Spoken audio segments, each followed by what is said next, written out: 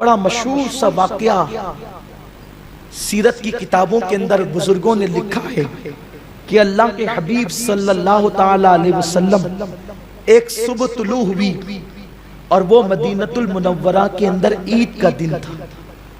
اللہ کے حبیب صلی اللہ علیہ وسلم کے شہر پاک میں وہ عید کا دن تھا۔ کون سا دن؟ مدینہ منورہ میں، وہاں تو ہر دن عید ہے، لیکن اس دن جس دن حضور نے عید کا اعلان کیا تھا، اس شان سے اللہ کے حبیب علیہ السلام عیدگاہ کی طرف جا رہے ہیں کہ حسنین کریمین حضور کے کندھوں پہ بیٹھے ہوئے ہیں۔ حسنین کریمین حضور علیہ السلام کے کندھوں پہ بیٹھے ہوئے ہیں۔ مولائے کائنات پیچھے پیچھے حضور کے ساتھ عیدگاہ کی طرف جا رہے ہیں۔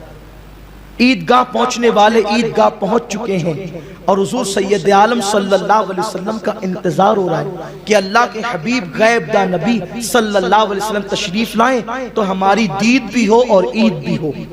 اللہ کے پیارے حبیب علیہ الصلوۃ والتسلیم راستے میں ہے۔ اللہ کے محبوب صلی اللہ علیہ وسلم نے کیا دیکھا کہ اللہ اکبر، کچھ بچے انصار کے دف بچا کر کے خوشیوں کے گیت گا رہے ہیں۔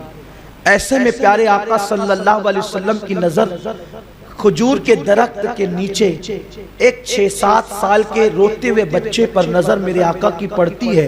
حضور علیہ السلام حسنین کریمین کو نیچے اتار کر اس بچے کی طرف جاتے ہیں اور میرے آقا پوچھتے ہیں کہ اے بیٹے، رونے کا سبب کیا ہے؟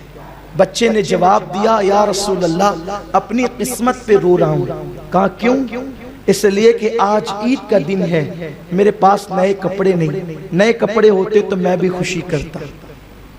آقا کریم علیہ الصلوۃ والتسلیم کو یہ جواب بے چین کر دیتا ہے۔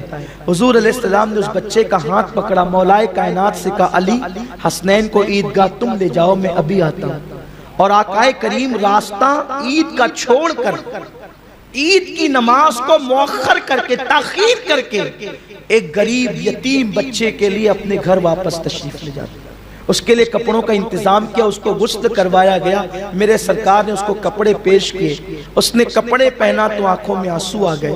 میرے سرکار نے فرمایا، اب رونے کی وجہ کیا ہے، خوش ہو جا، تجھے تو کپڑے مل گئے۔ اس نے عرض کیا، یا رسول اللہ، اگر عید نئے کپڑوں کا نام صرف ہوتی تو آج میں خوش ہو جاتا، لیکن میرے آقا، میرے پاس تو میرے ماں باپ بھی نہیں،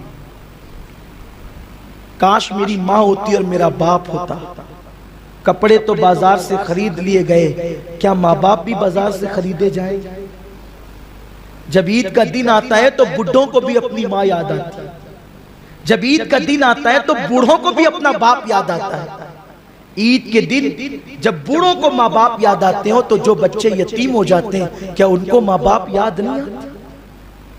ذرا احساس کرو۔ یتیم بچہ اپنے آقا سے کہتا ہے، یا رسول اللہ، صرف نئے کپڑوں کا نام تو عید نہیں ہے، ماں باپ کہاں سے لاؤں؟ اس وقت میرے رسول نے فرمایا، اے بچے، کیا اس بات پر تو خوش نہیں ہے کہ تیرے باپ کی جگہ محمد تیرا باپ ہو اور تیری ماں کی جگہ عائشہ تیری امی ہو؟ اس کے لبوں پہ مسکراہٹ آئی، یا رسول اللہ، میرے ماں باپ آپ پہ قربان، اس سے بڑھ کر اور کیا چاہیے کہ مصطفیٰ جان رحمت کی شفقتیں مل گئی۔ میرے سرکار جب اس کو عیدگاہ کی طرف لے جانے لگے، بچوں نے دیکھا تو اپنی دفیں پھینک دی اور پھینکنے کے بعد وہ رونے لگے۔ آقا نے فرمایا، وہ غریب تھا، یتیم تھا، رو رہا تھا، بات سمجھ میں آتی ہے، تم تو مالدار ہو، کپڑے ہیں، ماں باپ ہے، سب کچھ ہو، تم کیوں روتے ہو؟ وہ کہتے ہیں، یا رسول اللہ، وہ اس لیے رو رہا تھا کہ وہ یتیم ہے، ہم اس لیے رو رہے ہیں کہ ہم یتیم کیوں نہیں ہیں۔